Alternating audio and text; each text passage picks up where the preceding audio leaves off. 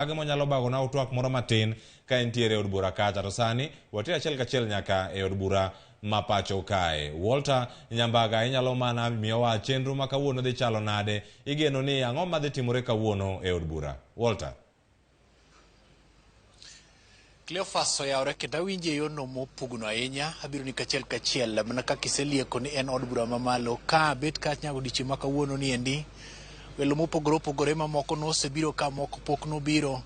Moko nosebiro e kidienje mopogore, kawuono ginyalo chopo e kidieny machielo. Wageno ni jatend piny moluor kata mano ma bende osechamo muma kendo chako dhi nyime kod chwalo tije mare, William Ruto biro chopo kaendi kaka chik dwaro. Biro bedo twakne mokwongo mar chiwo chal mar piny Kenya, ahinya to keto ayanga od bura mar 13 mondo mi koro dhi e nyime. Nyaka chop seche giendi moko kuom jo od bura mosemolo kaendi moro bang' moro, ka bende nyaka chop seche gi ikruok maka kod kacha dhi nyime. Jotend migepe pok waneno ka, mak mana ni nyaka chop seche giendi nitiere bad migepe mag arita kwe mopogore opogore ma nyaka chop seche gi osebedo komolo kaendi. Arita oredi malich mokalo, kendo aneno ka jolweny ger pino maraturu tutu. Nyaka chop seche gi gise mana timo ikruok mar bedo kod gimiluongo ni parade makende ma igeno ni jatend piny mano William Ruto biro chopo ka mondo mi en bendo ogoe kogno. Ma dhi bedo go kogno parade mar jolweny mar ariyo. Odiochieng' mokwongo inyalo paro ni notimo maket kod mano no kane ntiere gwenge mago mabom maduong' ma Nairobi ke alap mar tuke ma Kasarani. Odiochieng' ma kawuono ni igeno ni William Ruto biro chwo wang'e parade maket kod mane.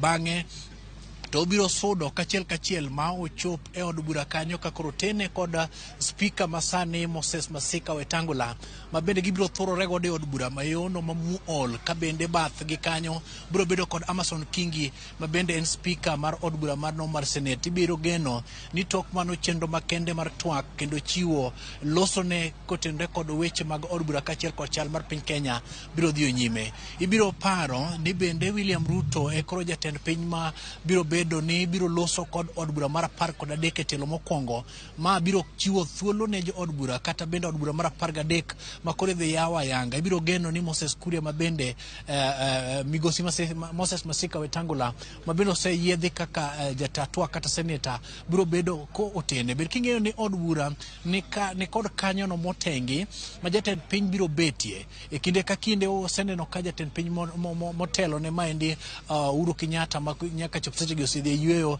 nota chenro makendo kod mane telo mokwongo kendo noyawo od bura mar 12 ma nochiwo thuolo mar od bura mondo mi odhi nyime kaka chik dwaro. Mak mana ni ne wachuo wang'wa, kinyalo paro ni ne nitiere moko kilungo ni paro mopogore opogore kachiel kod timbe mane dhi nyime kalure kod lwasi mane nitiere kinde no. Inyalo paro chien kanyo ni firimbi ne gore nyowuoyo kalure kod ng'ut diny mar firimbi mane miyo koko wuok, mane kalure kod kit kaka lwasi ne chale kinde no.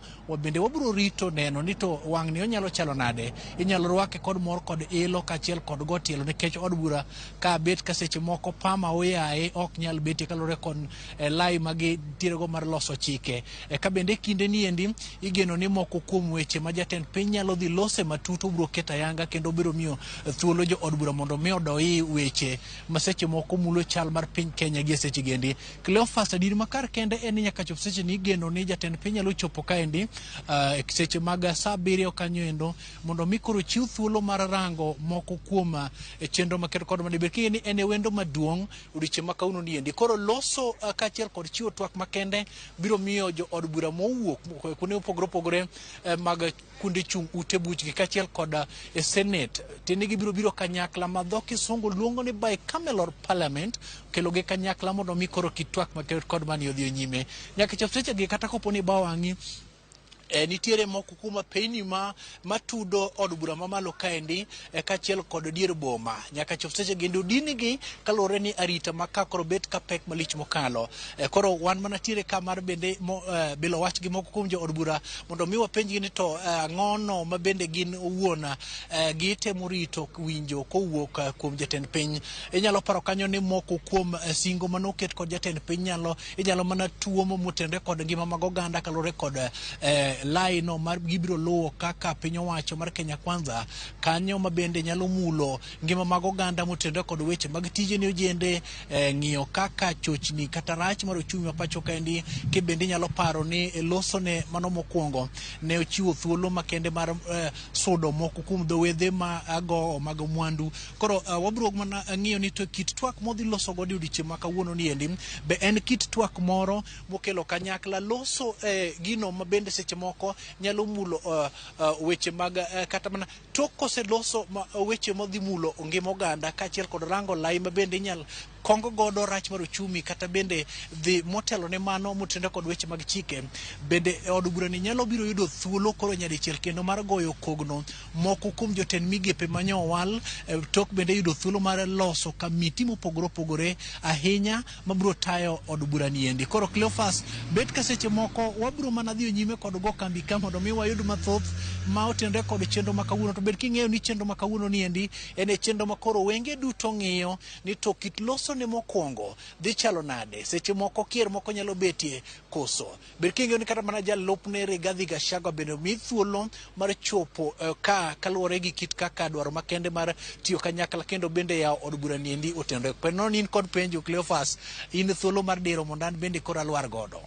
Erokamano ahinya Walter. Koro kapok aweyi mondo idhi, nitie gik moko ma iler ne oganda. Chenro ma kawuono no kang' nyalo chopo kanyo, oganda nyalo penjore ni apeyni go to gin mage mondo mi kik gichop kacha, nikech sani ka warango jogo matiyo gi apayo mar Uhuru Highway nyalo penjo ni gida donjo Bath Holy Family Basilica kacha, ging'ad kanye ka gidonjo gida chopo KICC gichomo Kencom kata giluoro kuma chalo nade. Apeyni chalo nade e chenro odiochieng' ma kawuono ma jatend piny Kenya William Ruto geno dhi chopo kar kacha, mage ma olor, mage ma owe thuolo ma oganda nyalo bedo kacha kakale. To chenro no hie nyalo chako kar sadi kama nyaka sani kimong'eyo en mana ni nyaka saa 8:30 ema nyalo bedo kochako. To motelo ne mano, apeyni go chalo nade, arita kwe ni konwa kanyo ni gintiere, apeyni mage ma giloro to mage ma giweyo.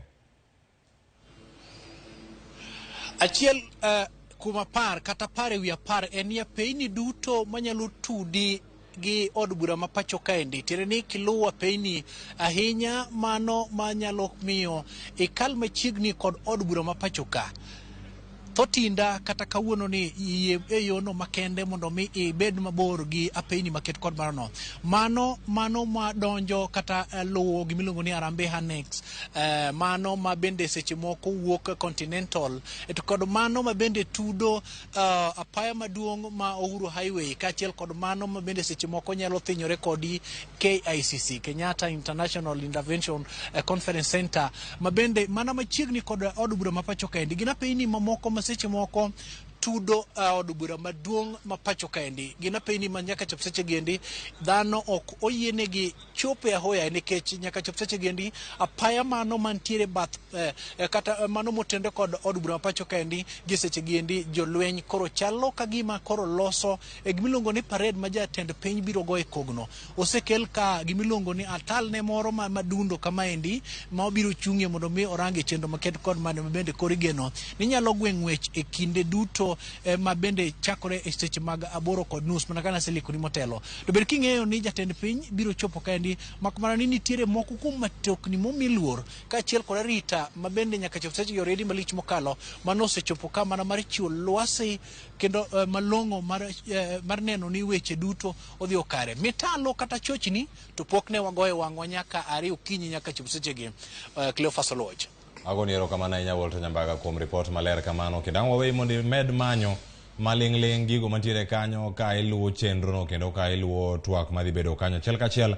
Agoni erokamano. Koromoge jwang' ang' wabedo kodi achiel kachiel mane Ramogi TV ka. Nimar nwasingo mar bedo wang'i koda iti. Wadhi kelo weche gi duto achiel kachiel kaka gitimore. Koro ikete mane Ramogi TV. Weche gi kang' tuch to wan kodgi kendo wakelo gi mana achiel kachiel.